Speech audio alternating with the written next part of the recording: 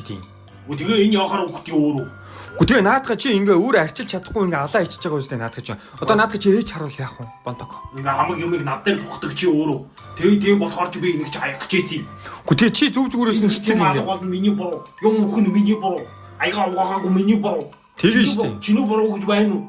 Чи дүү юм байгаа зү тийм. Тэг солиоч. Огч юм яах гэдэг юм. Ээж мэдүүл одоо тэгээ намааг л загна штэ. Гэхдээ тэгээ штэ тэгээд. Наад цэцгээ хаваад ийшээ яв. Яах юм нэг ч солиорой тийм. Юу яах ингэж. Аваач тийшээ 50. Тэгээ усууч босдохгүй юм. Тэнийг юм.